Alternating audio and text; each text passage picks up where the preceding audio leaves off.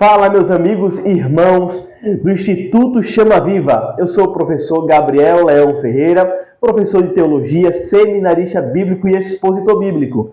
E hoje nós estamos aqui para estudar, começar a nossa primeira aula introdutória, e também já teremos aí uma primeira aula, ok? Iremos falar sobre Cristologia, o estudo sobre a pessoa e a obra de Jesus Cristo. Então não podemos começar sem lermos um versículo bíblico, que traz para nós a importância de conhecer a Jesus Cristo. João, o Evangelho segundo escreveu João, capítulo 1, o verso 29, que diz o seguinte: no dia seguinte, João viu a Jesus que vinha para ele e disse: eis o Cordeiro de Deus que tira o pecado do mundo. Amém? Que coisa maravilhosa é aprendermos a respeito da pessoa de Jesus, não é isso? Vamos lá para a introdução à aula de Cristologia. O que é Cristologia? A primeira coisa é a análise bíblica e teológica da pessoa e da obra de Jesus Cristo. Então, quando falamos a respeito do estudo da Cristologia, é o estudo a respeito da pessoa e da obra de Jesus, ok? O que mais?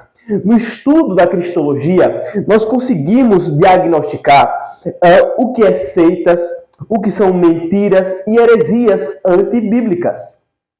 Então, quando eu conheço a Jesus, quando eu conheço o estudo da Cristologia, o estudo a respeito de Jesus, eu consigo entender o que é seita, o que é mentira, o que é heresia, o que realmente não é bíblico.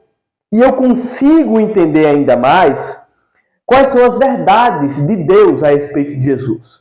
O que é de fato o verdadeiro evangelho e o que é o cristianismo.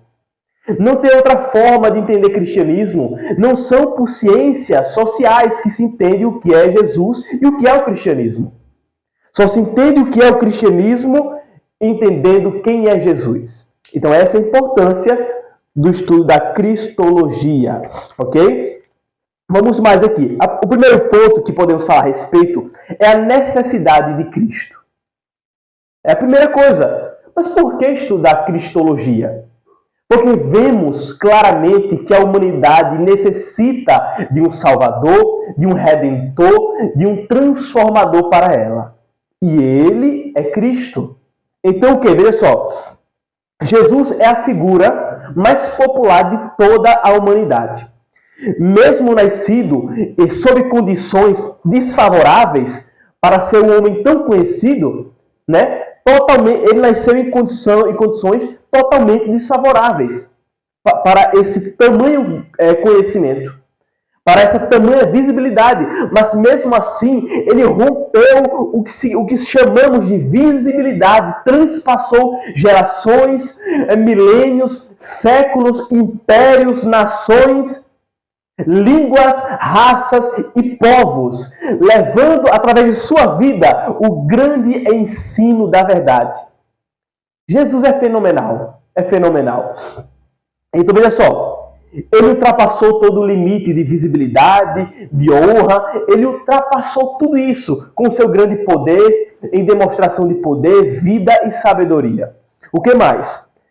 Até pessoas que se opõem à fé cristã, até religiões que se opõem categoricamente ou ocultamente à fé cristã, eles desejam a Jesus como um guia, como um espírito de luz, como um líder ou profeta, mas eles entendem que Jesus é essencial e Jesus não pode ficar de fora. Infelizmente, com o olhar conturbado, infelizmente, com o olhar corrompido, sem ter entendimento da verdade, mas eles conhecem que Jesus é Jesus, que Jesus é especial, que como ele nunca houve ninguém. O que mais? Temos que entender que ali nos primeiros anos após a crucificação de Jesus, não havia muito mais além do que 1.000 fiéis na região ali de Jerusalém. Mas ao romper dos anos, dos tempos, dos meses, Os cristãos foram se espalhando por todo o Império Romano, pelo Império da Síria, até as Ilhas Britânicas. E crescendo ao longo dos anos, crescendo, desbravando, sofrendo, lutando, vencendo, até chegar na medida mais ou menos de 34 milhões de cristãos naquele tempo. Hoje sabemos que existem ainda muito mais cristãos do que naquele tempo. Mas nenhum homem, por mais visível que for, por mais reconhecido entre os homens que for, ele teve tamanha força em atingir tamanha popularidade, tamanha força, nenhum exército do mundo conseguiu alistar tantos soldados para a sua milícia, para a sua peleja, para a sua guerra. Nenhum filósofo do mundo conseguiu implantar no coração do homem tamanhas verdades como o carpinteiro de Nazaré. Nenhum homem, por mais forte que fosse, conseguiu perpetuar o seu nome de geração em geração, dos mais ricos aos mais pobres, dos sábios aos faltos de intelecto, dos intelectuais ao homem que tem em si a ignorância. Nenhum homem conseguiu ter tamanho poder sobre todos os homens. Mover nações, mover governos com as suas verdades. Então, veja só, estamos estudando a respeito desse homem. Mas mesmo assim, pessoal, mesmo assim, sabendo que Jesus é tão importante, sabendo da necessidade de Cristo na vida de todo mundo, as pessoas ainda não conseguem entender quem é Ele. As pessoas não conseguem compreender quem é Jesus Cristo. Para alguns, é um formato numa mente. Para alguns, é um objeto em algum lugar, numa parede, em cima de um altar. Para outros, é um conto de fada que ele lê nas Escrituras. Para outros, é uma descendência familiar. Jesus é muito mais que isso. Ele é o Deus, Ele está vivo, Ele é um amigo fiel, Ele é o verdadeiro Senhor de todos os homens. Ele é o desejado e esperado de todas as nações e povos. Então, veja só, a cristologia, ela se divide em dois pontos. Primeiro ponto, ontologia. O que significa isso? Quem é Jesus? A respeito da sua divindade. Quem é Jesus a respeito de ser Deus? Qual a sua obra? Qual o seu feito? E depois a cristologia se divide em outra parte também, que formando as duas se torna a cristologia, que é o funcional. O que foi que Jesus fez? Por onde ele passou? O que ele falou? Como foi que ele fez? Então tudo isso é muito importante.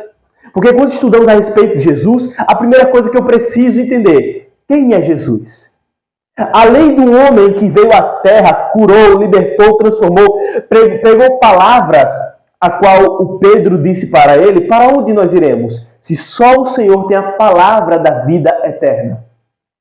Onde ele estava caminhando no caminho de Emaús com os discípulos, e os discípulos, quando reconheceram que era Jesus, eles falaram, realmente era Jesus, porque quando ele falava, as suas palavras ardiam em nosso coração.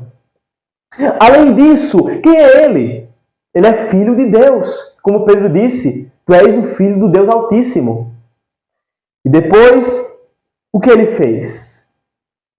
As mãos que fizeram as estrelas, o sol, a lua, as nuvens, tocou enfermos, tocou leprosos, tocou nas feridas humanas. Os pés que andaram sobre os céus dos céus de glória, tocou a terra contaminada por sangue, tocou a terra contaminada por ódio, por rancor, por mentiras. Então, a entender o que ele fez também, ok? Vamos mais adiante, pessoal. Então, quando estudamos cristologia, entendemos que no mundo há uma espera a respeito de redenção e salvação. Você já parou para observar isso? Você já parou para observar que os judeus, eles esperavam e esperam um governante, um rei que liberte eles e que devolva a pátria completa de Israel para eles? Você já parou para pensar que os pagões, as religiões pagãs, por exemplo, o hinduísmo, ela espera o Avatar. O que mais? Os persas, o Sócrates, né, que é um deus dos persas. Os chineses esperam o Santo do Oeste. A Síbila, que era uma profetisa, ela esperava o Senhor da Terra, que seria para ela ali o Otávio Augusto, né, um rei, um governante romano. Então, o mundo, né, espera uma pessoa que possa saciá-lo de alguma forma. E eles dão nomes para essas pessoas. Dão nomes a essas criaturas e a essas imaginações que eles imaginam, esperando que eles venham redimi-los de alguma forma. Mas nós sabemos que aquele a quem toda a humanidade almeja de verdade, que o coração do homem precisa, mesmo ele sem saber quem é Jesus. É o Filho de Deus, é o Criador da vida, é o pão da vida, é a fonte da água da vida. As Escrituras, elas testificam a respeito dessa espera a respeito de Jesus. Ela diz em Gênesis 3,15 que ele é a semente da mulher, Gênesis 17, descendente dos patriarcas, Mateus 1 e 2, ele é da tribo de Judá, Isaías 7,14 diz que ele seria e foi, né, nasceria numa concepção milagrosa.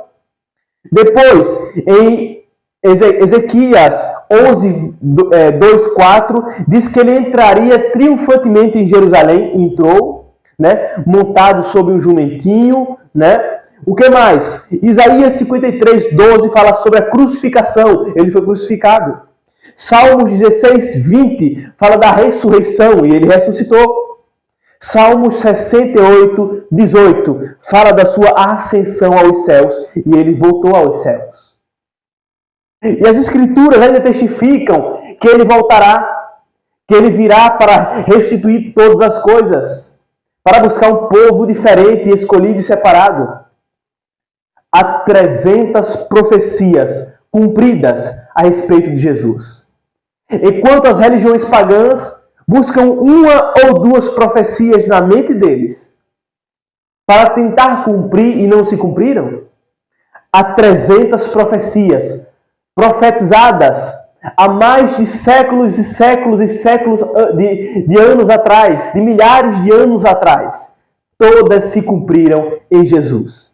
Então, essa nossa primeira aula, ela traz a importância, essa aula introdutória, ela traz a importância do estudo da Cristologia.